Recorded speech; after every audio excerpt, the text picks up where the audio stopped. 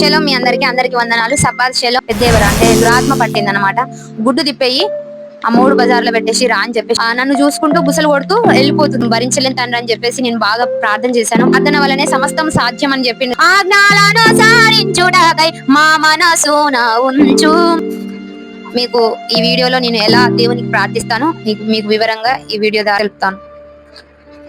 ముందుగా ప్రార్థన చేసుకుందాం. ప్రారంభ ప్రార్థన.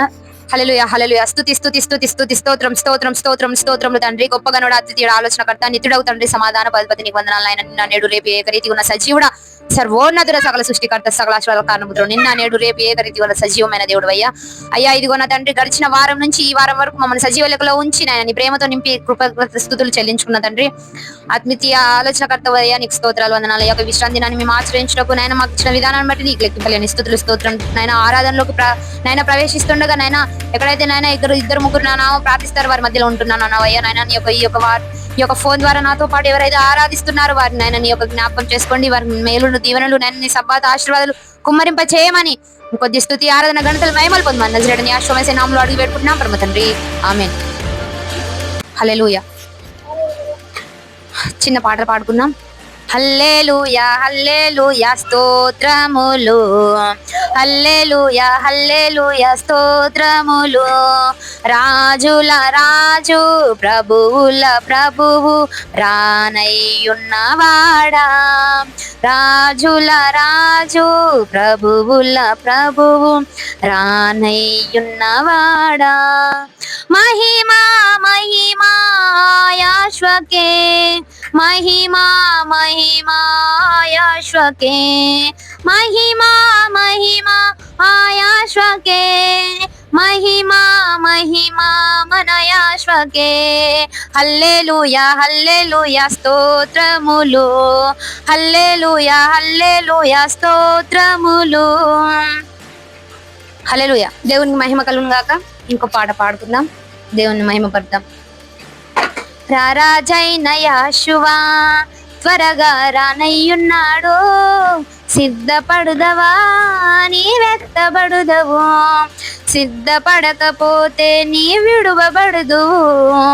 ఆహా ఓహో ఆహా ఓహో ఆహా ఆహా.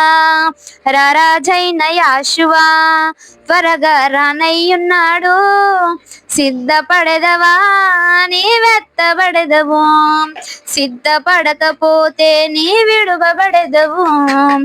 యేషువా మాటలు నా చెవున పడగనే, తానున్న చోటుకి నే పరుగులెడితిని, నే ముట్టుకుంటిని తన మహిమ వస్త్రము, స్వస్థపరిచెను నా సకల వ్యాధులు. ఆహా ఓహో ఆహా ఓహో ఆహా. రారాజైన యేషువా త్వరగా రానయ్యున్నాడు, సిద్ధపడదవా నీ వెత్తబడదవు, సిద్ధపడకపోతే నీ విడువబడదవు. హల్లెలూయా. దేవునికి మహిమ కలుగును గాక. మనము చిన్న ప్రార్థనలోకి వెళ్దాం, అప్పుడు ధర్మశాస్త్రంలోనికి మనం వెళ్దాం. హల్లెలూయా. స్తుతి స్తుతి స్తుతి స్తోత్రం స్తోత్రం స్తోత్రం తండ్రి, సకల సృష్టికర్తమైన దేవుడా నీకు స్తోత్రాలు వందనాలు నాయన. నా ప్రార్థన విజ్ఞాపనలు ఆలకించండి నాయన. ఇదిగో నా తండ్రి, నీ వాక్యంలోనికి వెళ్తున్నా, నీ ధర్మశాస్త్రంలోనికి వెళ్తున్నాం అయ్యా నాయన. నీ ధర్మశాస్త్రం మా హృదయంలో నీరు కట్టి ఫలింపజేసి మా హృదయం అనే పలక మీద వాటిని రాసుకొని నెమరేసుకొని అయ్యా మా జీవితాలు నీతిగా బ్రతుకుటకు నాయన, నీ రాజ్యం నన్ను వెతుకుటకు అయ్యా నాయన. మొదటగా నీ నీతిని నీ రాజ్యాన్ని వెతుకుడు అన్నావు అయ్యా నాయన. నీతిగా నాయన అయ్యా నేను ఈ లోకంలో జీవించి నీ రాజ్యానికి వారసులోటకు సాయాన్ని దయచండి. నీ వాక్యంలోనికి వెళ్తుండగా నీవే మాతో మాట్లాడండి. వినగల మనసు గ్రహించే హృదయాన్ని మా అందరికీ నేను తెలిపించినైనా ఈ యొక్క ధర్మశాస్త్రంలోనికి వెళ్తుండగా నీవే మాతో మాట్లాడి మహిమ పరచమని, ఈ కొద్ది స్తుతి ఆరాధన గణతలు మహిమలు పొందమని యేసు యేసు నామములో అడిగి బతిమాలు పెట్టుకుంటున్నాం యావే తండ్రి, ఆమేన్. హల్లెలూయా. ఇప్పుడు ధర్మశాస్త్రంలోనికి వెళ్దాం. మోషేకి దేవుడిచ్చిన పదాజ్ఞల్ని మనం ఉత్తర ప్రత్యుత్తరంగా చదువుకుందాం. ఆజ్ఞలు. దేవుడి ఆజ్ఞలను వివరించి చెప్పాను. నీ దేవుడైన యావేను నేనే దాసుల గృహమైన ఐగుప్తు దేశం నుండి నిన్ను వెలుపలికి రప్పించితిని. నేను తప్ప వేరొక దేవుడు నీకు ఉండకూడదు. పైన ఆకాశం అందే గాని, క్రింది భూమి అందే గాని, భూమి కింద నేల అందే గాని ఉండు దేని రూపం నేను విగ్రహం నువ్వు చేసుకోనకూడదు. వాటికి సాగిల పడకూడదు, వాటిని పూజింపకూడదు. ఏలయనగా నీ దేవుడైన యావే నేను రోషం గల దేవుడను. నన్ను ద్వేషించి వారి విషయంలో 3-4 తరముల వరకు తండ్రుల దోషం కుమారుల మీద రప్పించు. నన్ను ప్రేమించి నా ఆజ్ఞలు గైకొని వారు 1000 తరముల వరకు కరుణించు వాడనే ఉన్నాను. నన్ను ప్రేమించి నా ఆజ్ఞలు గైకొని వారు 1000 తరముల వరకు కరుణించు వాడనే ఉన్నాను. నీ దేవుడైన యావే నామమును వ్యర్థంగా ఉచ్చరింపకూడదు. యావే తన నామమును వ్యర్థంగా ఉచ్చరింపు వాడిని నిర్దోషిగా ఎంచాడు. విశ్రాంతి దినం పరిశుద్ధంగా ఆచరించడం జ్ఞాపకం ఉంచుకొనుము. 6 దినములు నీవు కష్టపడి నీ పని అంతయు చేయవలను. 7వ దినము నీ దేవుడైన యావేకు విశ్రాంతి దినము. దానిలో నీవైన, నీ కుమారుడైన, నీ కుమార్తె అయిన, నీ దాసుడైన, నీ దాసి అయిన, నీ పశువులైన, నీళ్ళలో ఉన్న పరదేశులని ఏ పని చేయకూడదు. 6 దినములు యావే ఆకాశమును, భూమియు, సముద్రమును, వాటిలోని సమస్తమును సృజించి 7వ దినము విశ్రమించెను. అంచేత యావే విశ్రాంతి దినంను ఆశీర్వదించి పరిశుద్ధపరచును. నీ దేవుడైన యావే నీకు అనుగ్రహించే దేశంలో నీవు దీర్ఘాయుష్మంతుడు ఉన్నట్లు నీ తండ్రిని, నీ తల్లిని సన్మానించు. నరహత్య చేయకూడదు, వ్యభిచరింపకూడదు, దొంగిలింపకూడదు, నీ పొరుగువాని మీద అబద్ధ సాక్ష్యం పలకకూడదు, నీ పొరుగువాని ఇల్లు ఆశింపకూడదు, నీ పొరుగువాని భార్యనైను, అతని దాసునైను, అతని దాసియైను, అతని ఎద్దునైను, అతని గాడినైను, పొరుగువాని దేన్నైను ఆశింపకూడదు అని చెప్పాను.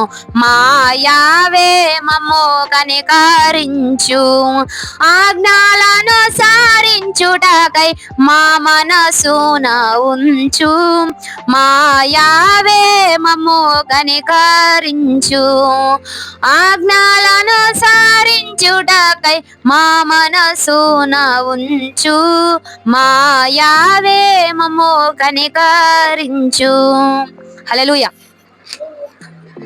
ఇప్పుడు ధర్మశాస్త్రం అయితే చదువుకుందాం. ఈ యొక్క ధర్మశాస్త్రంలో చదువుకున్న ఈ లేఖనాలు మన హృదయంలో మనం అనుదినము కూడా జ్ఞాపకం చేసుకోవాలి. ప్రతి ఒక్కరు కూడా ఈ యొక్క విశ్రాంతి దినంలో ఈ యొక్క ధర్మశాస్త్రాన్ని అనేది ఎవరు చదవట్లేదు. ప్రతి ఒక్కరు కూడా విశ్రాంతి దినాన్ని ఆచరించాలి. ఆ విశ్రాంతి దినంలోనే ఈ యొక్క ధర్మశాస్త్రాన్ని కూడా చదవాలి. దేవుడిచ్చిన 10 ఆజ్ఞల్ని కూడా మనము ఉత్తర ప్రత్యుత్తరంగా మనము చదువుకున్న తర్వాత చిన్న సాక్ష్యం చెప్పుకుందాం. సాక్ష్యం తర్వాత లేఖనాలు చదివి ఆ తర్వాత వాక్యంలోనికి వెళ్దాం. సాక్ష్యం ఏంటంటే, ఆయన చేసిన మేలు ఎన్నో ఉన్నాయి. అవి దాంట్లో భాగంగానే నా కుమారుడికి ఒకానొక సందర్భంలో చిన్నతనంలో దయ్యం అంటే పెద్దేవర అంటే దురాత్మ పట్టింది అనమాట.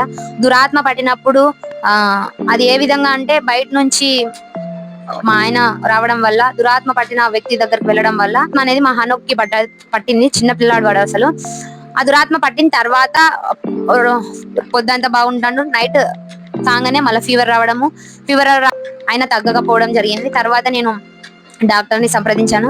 ఆయన కానీ మెడిసిన్ ఎంత వాడినా కానీ పొద్దంతా బాగానే ఉంటున్నాడు. నైట్ కాగానే జ్వరం వస్తుంది. ఏంటి తండ్రి ఇది ఇలా జ్వరం వస్తుంది అని చెప్పేసి నేను అనుకుంటుండగా ఇది దురాత్మ పట్టింది కాబట్టి ఒక వ్యక్తిని అయితే మా హస్బెండ్ వల్ల అన్నయ్య అన్నమాట చెప్పిండు, ఈ చిన్నోడికి ఇది దురాత్మ పట్టింది కాబట్టి ఇది ఎంత డాక్టర్ దగ్గర తీసుకుపోయినా ఎన్ని మెడిసిన్ వాడినది ఉట్టిదే, కానీ ఒక నిమ్మకాయ గుడ్డు తిప్పేయి ఆ 3 బజార్లో పెట్టేసి రా అని చెప్పేసి అన్నాడు. వామ్మో, ఈ జ్వరము ఆ జ్వరమా? అయితే నేను ఎక్కడికి వెళ్ళను, ఏ మాంత్రికుల దగ్గరికి వెళ్ళను. నాకున్నది ఒకటి ఏంటంటే ప్రార్థన వల్లనే సమస్తం సాధ్యం అని చెప్పిండు కదా. మనము అవన్నీ చేయడం నా వల్ల కాదని చెప్పేసి దీనికి పరిష్కారం ఇదా అని చెప్పేసి నేను నైట్ 6 కాగానే, సాయంకాలం 6 కాగానే ప్రార్థన గదిలోకి వెళ్ళి నేను ప్రార్థన చేసి గట్టిగా ప్రార్థన చేస్తూ ప్రార్థన నూనె రాసి మధ్యలో పాటలు పాడుతూ భయపట్టిస్తూ అదురాత్మని చిన్నోని ఉలికిపడేలా చేయడంతో నేను గట్టిగా, నాకు ఇచ్చిన కుమారుని నేను ఇయ్యమని అడగలేదు తండ్రి, అయినా నీ కృపతో నా కుమారుడిని ఇచ్చావు కదా, మళ్ళా తీసుకుంటే నేను భరించలేను తండ్రి అని చెప్పేసి నేను బాగా ప్రార్థన చేశాను. నా ప్రార్థన దేవుడు విన్నాడు. నేను ప్రార్థన చేస్తున్న టైంలో ప్రార్థన చేసిన అయిపోయే ముగించే టైంలో ఒక పెద్ద పాము ఇట్లా పడగలు వేసుకుంటూ నన్ను చూసుకుంటూ బుసలు కొడుతూ వెళ్ళిపోతుంది. ఇట్లా అమ్మ తండ్రి దేవా, ఈ యొక్క సాతాను నా కుమారుడు నుంచి వెళ్ళిపోవాలని ప్రార్థన చేసినప్పుడు ఆ ఒక పాము అనేది వెళ్ళిపోగానే నా కుమారుడికి మొత్తం జ్వరం అంతా పోయి చల్ల చెమటలయ్యి నార్మల్ అయిపోయింది అనమాట. నార్మల్ అయిపోగానే దేవా తండ్రి, నువ్వు చేసిన అద్భుతమైన మేలు, దురాత్మల్ని కూడా నువ్వు తొలగించే దేవుడు. ఎందుకంటే ప్రార్థన వల్లనే సమస్తం సాధ్యం కాబట్టి ప్రార్థనతోనే మనం జయించాలి. గానీ ఏ గుడ్డు ఏ నిమ్మకాయ తీసేసినా గానీ ఇవి అన్యుల ఆచారాల కింద అయితే, మూఢ నమ్మకాలకు అయితే. కాబట్టి నేను ఏదైనా చేయనని చెప్పేసి నేను తలంచిన వెంటనే నాకు ఈ యొక్క అద్భుతమైన రీతిగా నా కుమారుని స్వస్థపరిచి విడుదల చేసి దేవుడు అద్భుతంగా ఈ యొక్క మేలును చేశాడు. ఈ యొక్క సాక్ష్యము దేవుడు దీవించి ఆశీర్వదించును గాక. ఇప్పుడు వాక్యంలోనికి వెళ్దాం. కీర్తనలు 100వ కీర్తన 1వ అధ్యాయం. సమస్త దేశంలారా యావేను ఉత్సాహ ధ్వని చేయుడి, సంతోషంతో యావేను సేవించుడి, ఉత్సాహ గానము చేయుచు ఆయన సన్నిధికి రండి. యావేయే దేవుడని తెలుసుకొనుడి. ఆయనే మనలను పుట్టించెను, మనము ఆయన వారము, మనము ఆయన ప్రజలము, ఆయన మేపు గొర్రెలము. కృతజ్ఞత అర్పణలు చెల్లించుచు ఆయన గుమ్మంలో ప్రవేశించుడి, కీర్తనాలు పాడుచు ఆయన ఆవరణంలో ప్రవేశించుడి. ఆయన స్తుతించుడి, ఆయన నామమును గణపరచుడి.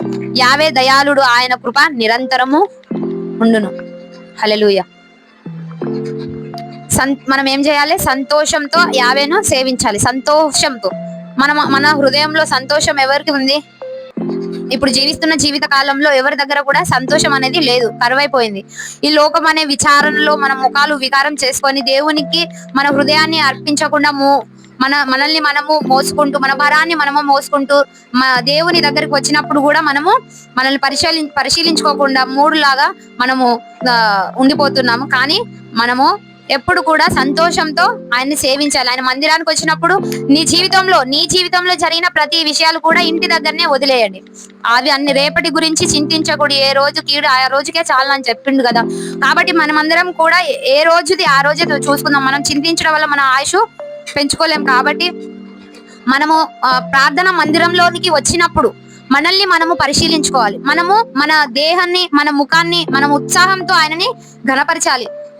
మన హృదయంలో ఇవన్నీ తలంపులు దేవుడు ఇవ్వండి. మీరు మా హృదయంలోకి రండి అని మీరు ప్రతి ఒక్కరు కూడా ప్రార్థన మందిరానికి వెళ్ళినప్పుడు, దేవా నా కష్టాలు పోవాలి, నాలో ఉన్న సమస్తమైన అప్పుల బాధలు తీరాలి, ఇవన్నీ పోవాలని ప్రార్థన చేయడం కాదు. ఈ అప్పుల్ని ఇవన్నీ ఎప్పుడో ఒక రోజు వెళ్ళిపోతాయి. కానీ నువ్వు నాతో మాట్లాడమని కాదు, కానీ నాకు నచ్చింది మాట్లాడమని కాదు, కానీ దేవా నువ్వు ఏమనుకుంటున్నావు, నీ గురించి తెలియని విషయాలు ఇంకేమన్నా ఉంటే నాకు తెలియజేయి. సత్యం నుంచి సర్వసత్యంలోనికి నడవడానికి ఇంకేమన్నా ప్రయత్నాలు ఉంటే నాకు తెలియజేయని మనం ప్రార్థించుకోవాలి.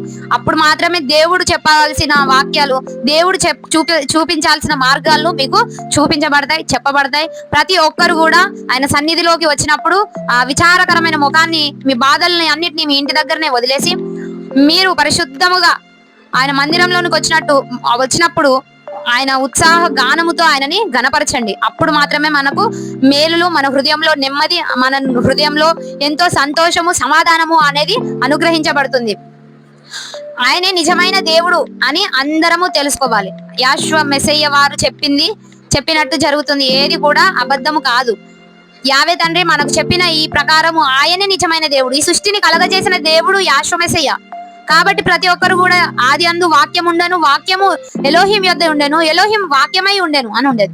వాక్యము శరీరధారి అయి వచ్చనను, అంటే యాషువ మెస్సయ్య వారు శరీరధారి అయి లోకంలోనికి మన కోసం అద్వితీయ కుమారుడు, రీక్తుడుగా, ఉన్నతమైన కుమారుడు, రీక్తుడు, ఏమీ లేని వాడిగా, పేదవాడిగా, రీక్తుడుగా మన కోసం తెలుసుకోవాలి. యాషువ మెస్సయ్య వారు ఈ లోకానికి వచ్చాడు. ఆయన నిజమైన దేవుడు, దేవుని కుమారుడు. కాబట్టి ఈ లోకంలో మనం ఉన్నన్ని రోజులు ఆయనని ఉత్సాహ గానంతో మనము ఆయన మేపు గొర్రె పిల్లలమై ఉన్నాము. మన హృదయపూర్వకంగా మనం విన్న ఎడల, మనం గైకొని ఆచరించిన ఎడల పరిశుద్ధాత్మ మన హృదయంలోనికి వస్తుంది. అప్పుడే మనం పరిపూర్ణం అవుతాం.